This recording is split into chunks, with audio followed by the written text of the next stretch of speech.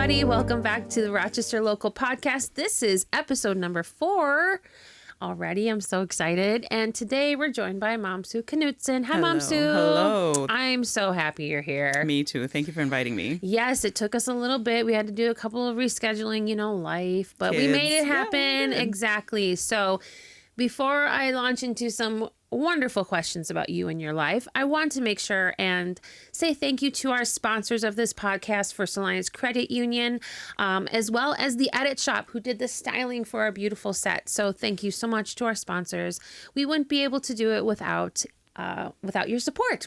So, Mamisoa. Yeah. Like I said, I'm so happy that you're here.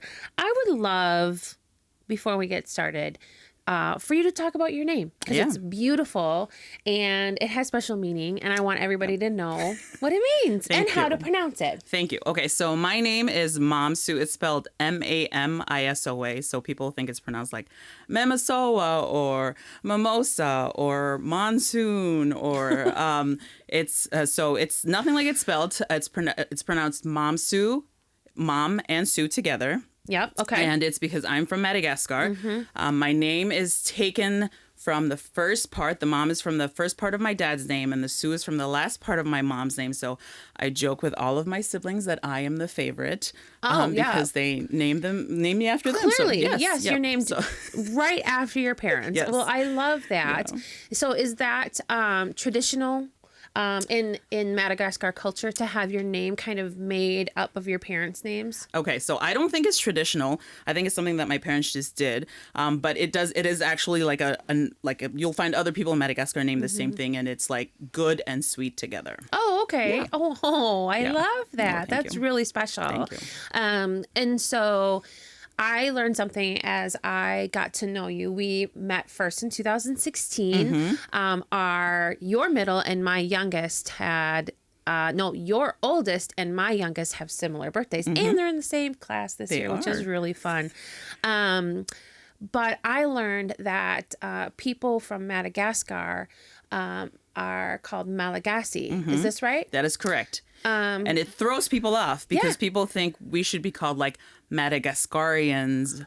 So you'll see sometimes where they have like vanilla is very popular in Madagascar, and you'll see like Madagascarian vanilla, and that's wrong. The people in the language are called Malagasy. Malagasy. And are you fluent? I am. I understand it perfectly. Speaking has become a little bit more difficult because like I speak to my parents, and then that's the accent now. So, but it's one of the languages that I speak. Yeah. Right. It's really fascinating. I would love to hear you speak Malagasy if you're willing. Yes. Would you want to So if you wanted to say, so when you greet people, you use like terminology like sir or ma'am. So if I wanted to say, hello, ma'am, how are you doing? I'd say like salama tupko inavavau. So the tupko is the formal greeting type thing. And salama, I think you hear around a lot of East African countries, they use that type of greeting. But salama tupko inavavau. So hello, how are you? What's new? What's the news, etc. Oh, so if there was a lot of languages have a root, is there a language that Malagasy is similar to? That's a good question. But I can't recall at the moment. Fascinating. Yeah. I just love that. Thanks for doing a little bit of language lessons for us. All right. So if you've watched the Rochester Local Podcast, you know that we have been asking these questions that have been submitted by readers all about living life in Rochester. So we're going to ask Mamisoa some of these questions and get to know her a little bit better. One that we've been having a lot of fun asking. Everybody has answered this question so far. Okay. What's your go-to karaoke song? Okay, so I've never actually done karaoke, like at a karaoke bar. I'm okay. It's okay. I'm fine. I get really. You're a singer. I have stage fright. I have stage fright. It's terrifying for me, especially when I'm by myself. You can come with me and hold my hand. Thank you. Okay. We'll do it. But probably, I don't know if you know Celine Dion. Do I? Would you like me to break out in song? But her song "To Love You More," the one with the violins, that one would probably be That's the one. That would be your song. Yeah, me and my middle daughter, we'd probably belt out to that one. That's her favorite Celine, song ever. The Queen. Do I know her? Come on. I'm going to interject here because Mom Sue and I have a little game to play called Rick Rolled. Anybody know? Anybody familiar? So we'll send each other the most obscure Rick rolls, and she gets me so good every time. And I was trying so hard to figure out how to Rick roll on the podcast, but I could not figure out how to do this without, copyright infringement. That little, thing we got to be aware of. Anyways, but I also want to say that I just learned what Rickrolling was not that many years ago. So I'm obsessed with it now that everyone's like, you've never been Rickrolled before. I was like, if I have, I've never known. So that's why I'm trying to find every way. But usually when I get a text from you or a message from you, I'm like, it's a Rickroll coming. No, that's why I kind of send the occasional hey, how's it going? Throw you off your game. Yeah. Okay. What is one random eccentric fact about yourself? Okay. So I love music. And I think music is probably one of the best gifts to humankind ever. That being said, I hate listening to the end of songs. There's probably 5 songs that I will listen To Love You More is one of them because it's got such an epic finish. But usually I'm 35 seconds, 45 seconds, next. Really? Next, yeah. So you're just get me to the good parts of the song. And then just move on. Next. Do not want to conclude this. Hate goodbyes. Correct. Basically, yes. Next. Let's go on to the next song. Yeah. That is kind of an interesting fact. So my kids hate it, but yeah. It's your prerogative. Yeah, your car, your rules. It's true. Right? It's true. Get your own car. You can control the music. That's exactly right. Okay, next up. Where do you go locally for a cup of coffee? I like mocha. Yep. I think you were the one who introduced me to mocha, actually. May have done. Yes. And I like their drink. It's a blended drink called Road Warrior. Yes. And I don't like my coffee sweet, so I feel like it's just the right amount of sweetness. And it's got coffee and it's got protein powder and almond butter and I think banana. Yes. And that's you like it. I like That's it. your jam. Yeah. Yeah. I like a Road Warrior. It's it's a good treat every now and then. And I'm with you. I do not like sweet coffee. No. So that's a good one. Yeah. Next time, have you ever had a Blanco Americano from? I have not. Well, so they can be really sweet. Okay. But you can order it with half powder, quarter powder, or whatever. What's in it? It's like a vanilla flavored powder. And I swear to you, it's I do not know what they put in it. It is delicious. Okay. And it makes it really creamy. Okay. And so I will order my Blanco Americano from Mocha with a quarter powder. Okay. Which I'm sure is totally obnoxious. I love you, Mocha people. So try that sometime. You might Blanco really like it. Yep. Quarter powder. Okay. Okay. What book are you reading now?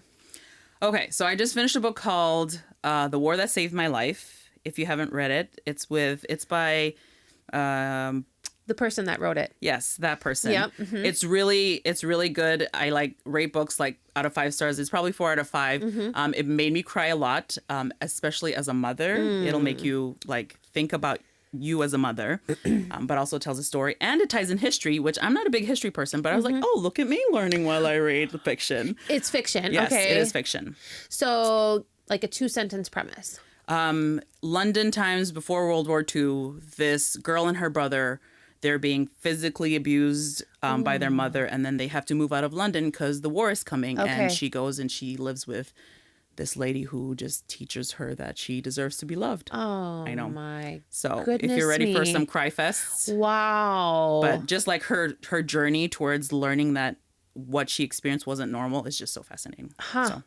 Wow. Yeah. That sounds really great. Do you usually read fiction or nonfiction? I do. I read nonfiction for a while, especially through grad school. And I was so I've been reading a lot more fiction than nonfiction. Yeah. It's good to give your brain a facts break, right? Yeah. It's a good escape too. Yeah, it is. Thanks for that book recommendation. Yeah. I've definitely heard about that book before, so I'll have to look into it. All right. Does your family have any unusual or out of the ordinary traditions? This started back in the pandemic when we had to kind of go into our own pod because my son had really intense respiratory issues. Mm-hmm. So we pulled him from daycare. We were just kind of the 5 of us for a really long time. And then the weather started getting good. And then we're we just need to get out of the house. Yeah. So we're picnic time. And so we'd grab a blanket, we'd grab whatever we could find in the kitchen, and then just go to different spots around Rochester. And it was a really good way for us to get to know Rochester.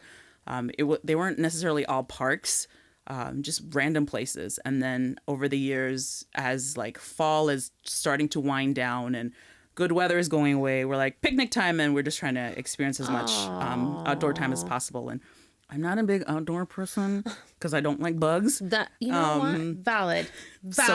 So I'm like, yes, I'm doing this. This is good, but it's always been good to just get out of the house. And the kids know, like, picnic time means, grab whatever, and we're gonna go sit outside and look at you. Eat. You're outdoors. Yeah, that's it. Check. All right. I mean, we can't all love the outdoors. It's the bugs. I can't do the bugs. I can't. So what would you don't have to share us your favorite spot, but share like a spot that you've done a picnic with. So over by IBM, there's a field yes, that people play disc golf at nearby, so be careful there. But it's got an open field, and we eat, and the kids are like running to the other end and back, and then taking a bite, and then running to the other. So it's just a big area. Perfect. Is that one off the frontage road? Yes. Kind of? Yes. Yep, that's exactly it's it. It's like a wetland. Yep. Yes. And then if you're adventurous and walk like maybe like 300 feet, there's a playground there, but we don't go that far. Yeah. So. Oh, fun. Yeah. I like that. Okay. If you could bring one amenity to Rochester, what would it be and why? Sorry if we already have this here in Rochester and I just don't know. I think it's in Edina. It's called Edinburgh. Yes, Edinburgh Park. Yes. So we discovered it a couple years ago when we went to visit my sister and her husband, and we needed to get the kids out of the house. And we looked this up, and it was you only pay for the kids. Yes. So all these adults could come watch. Yep. And then they could burn off their energy in this giant gym or this playground, treehouse, 5-story deal. And that's something that I would bring. We also saw it when we went out east for spring break last year. We just made stops along the way, and we just found places like that. But Indoor it's like parks. perfect for winter. Yes, no, I agree. The Edinburgh Park, I think it's in Edina, Bloomington. I think it's Edina, is amazing. It is. Amazing. Yes, no, an indoor park with climbing structures and open space would be. Especially with these long winters. Whatever do you mean? Doesn't seem like it this week, though. No. This week is throwing me for a loop. I'm getting comfortable. I didn't even wear a coat. It was a mistake. It was freezing. It gets above 25, and I'm like, wow, what a thaw. What a thaw. I'm brave. I think I counted. It's only, is it like under 40 days until the spring equinox? Really? Yes. Is that long? We can do it. We can do it. Start a paper chain. Yes, it's true. Yeah. Okay. I'll do that. Yeah. Yeah. Okay. We can do it. Yeah. All right. What are 3 things you love? Aside from my family. Aside from family. Yes. Aside from family. I really love water. Oh yeah. I think water is an underappreciated resource. It's my favorite beverage. If people are like, what's your favorite? I'm like, water. Just water. Sometimes ice. Love that. And if you can't tell the difference between water taste, then you're not real. Yes, it's true. Water tastes different. It does. Do you like the water here? I do, and a lot of people don't, and it makes me so sad. Well, the water here is hard, right? It's hard because of our limestone. Yeah. But I like that. I do too. I know, it's very flavorful. I like Okay, so that's one thing you love. I love cooking and baking. It's a great stress reliever for me. People are like, what do you do to... Usually if it's a hard day, you'll see me in the kitchen throwing something together. Oh, and a side note, you always make your kids' birthday cakes. I do. Yes. I do. It's always an adventure, and I always regret it by the time I start frosting. But I'm like, I have to finish this now. Mamisoa makes these beautiful,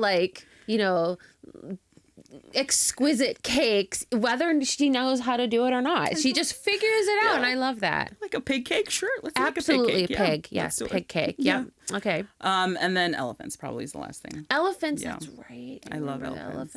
I love them. They're such gentle creatures. And I think I started liking them because I read they were very empathetic, and I'm a very empathetic person.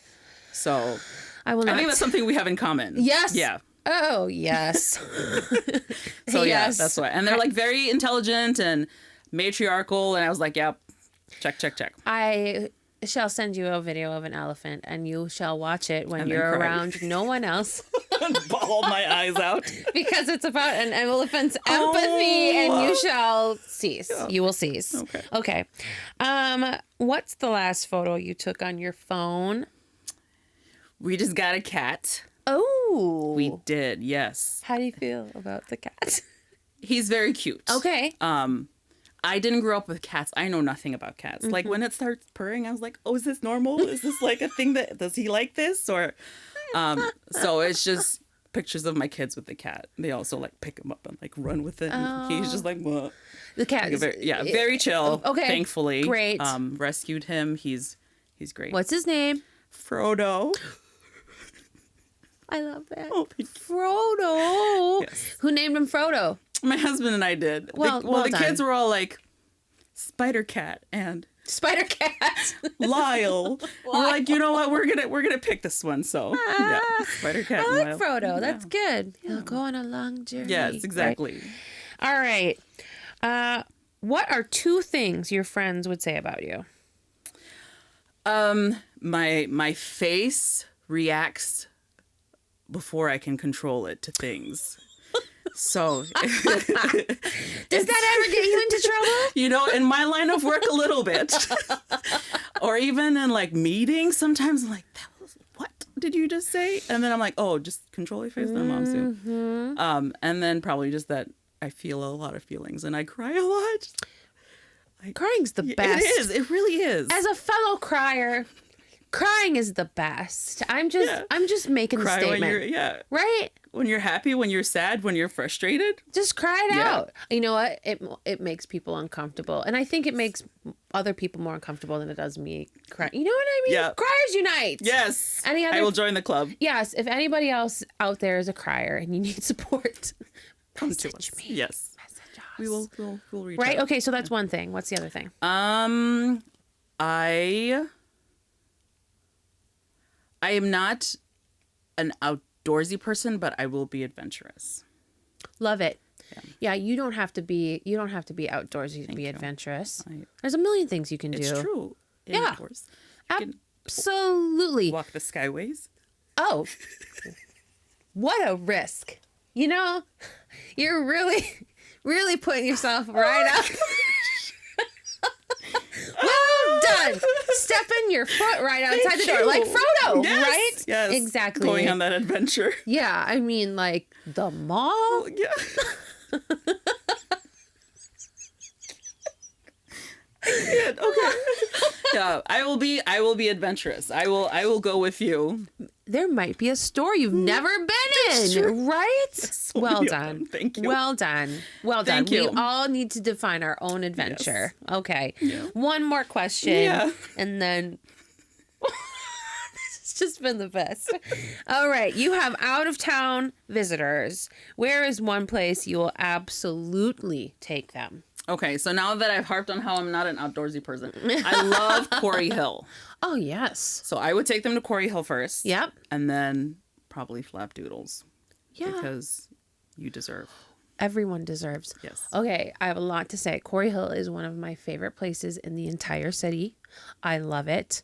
And as someone who grew up in Rochester, I grew up going to Quarry Hill because we all went as elementary school and middle school, and I think even high school students on field trips. So it warms me when I see my kids get to go to Quarry Hill. That's awesome. It's like one of our jewels here. I just love it. It is. And I think it's like the perfect size. We have tiny kids right now, tiny humans, and I think it's like the perfect hiking size where you don't go too far. Mm-hmm.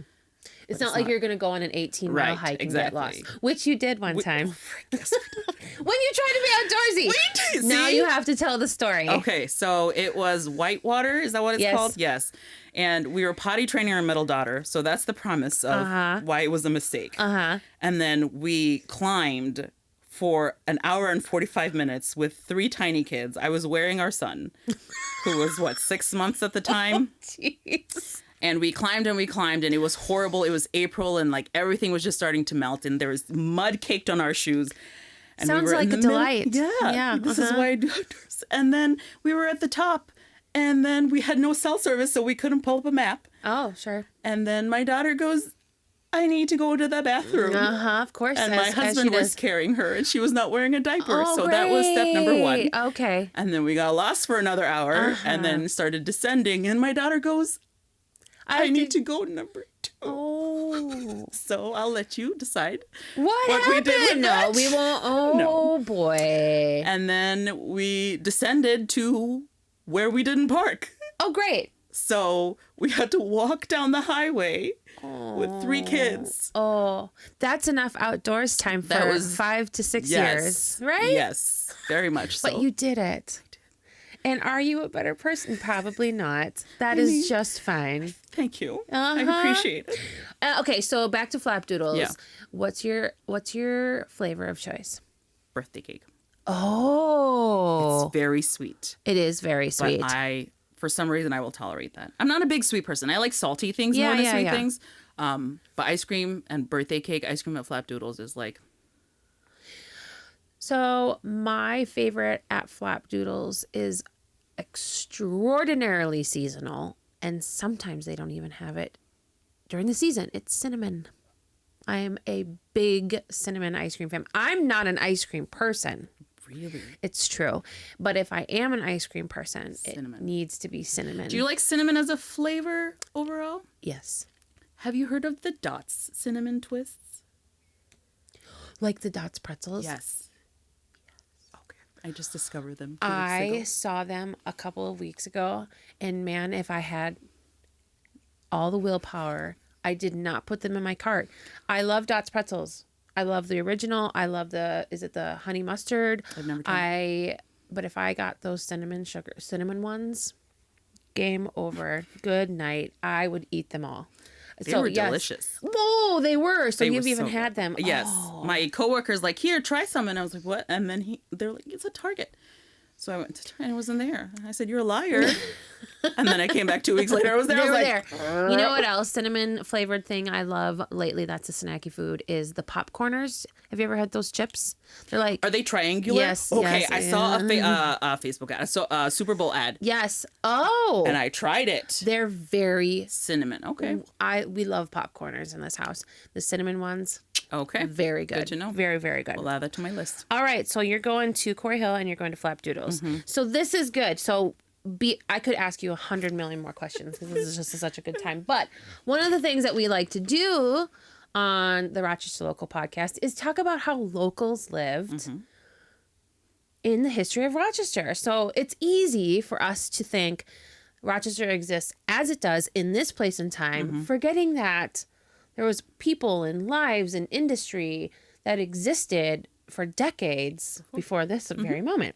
So I've been doing some research along with my mom and a couple of other people who have sent in some really helpful and wonderful pieces of history. But I came across this article when I was doing some research on the native peoples that used to live in Olmsted County. And this is a 2-parter. So we're going to talk to Mom Sue about the first part. And our next podcast guest is going to talk about the second part. So this is titled Sauntering Around in Olmsted County. It is from the Rochester Post and Record, the 22nd of April, 1918. I'm going to read you a little bit. Springtime, more than any other season of the year, is sauntering time. And to those who love to wander about, Rochester offers plenty of opportunities for a stroll. Hills are always tempting to him who would commune with nature, and for that reason, many lovers of the out-of-doors... Not me. That's perfect. Are to be seen at this time of the year, climbing the low heights about the city. The writer felt the call Sunday and took his way to the northward, where, when a barefoot boy, 20 and more odd years ago, he used to learn the lore of the woodland. It chanced that his brief journey took him to the quarry section of Rochester, west and north of Cascade Creek, and presently he found himself where years ago he gathered the walnut, the plum, and the wild crabapple. So, that location that he's talking about is actually Mill Race Park. Okay. Kind of over on 3rd Avenue, kind of by Crenlow. Okay. And then the Indian Heights Park that they're talking about. What do you find fascinating about that? I feel like, yes, to sauntering. I feel like everyone, it's like April, mid-April, everyone is sauntering because everyone is over winter. Right. Our windows are down. Yep. Our in the car. Yep. Our windows are open in the house. Yep. We're right. Like 30 degrees doesn't even feel bad. Let's do it. They probably all had cabin fever then too, right? Yeah. Yeah. I love that there is a sauntering season and that people had just oodles of time to wander about the city. And right now we're like, hey, no. Hills are always tempting to him who would commune with nature. First of all, him and her. Yeah. Who would like to commune with nature. And then also hills, really? Yeah. Just flat ground. Let's just go down the street and back. That's my sauntering. Right. Really? Are hills always tempting? Maybe they're like, I've been cooped up inside. Let's go for an adventure. I know. So I just find it really interesting that, they're all like, get me out of here. It's April. I'm going to walk out. There's that hill. There's a hill. Let's go for it. And that there's sauntering season. And then they're just going to saunter around. I think you should claim it. April is sauntering season. You should do a whole thing on it. Right. Anybody who would like to start a sauntering season, just let me know. Yeah. We'll work and we'll have a whole campaign, right?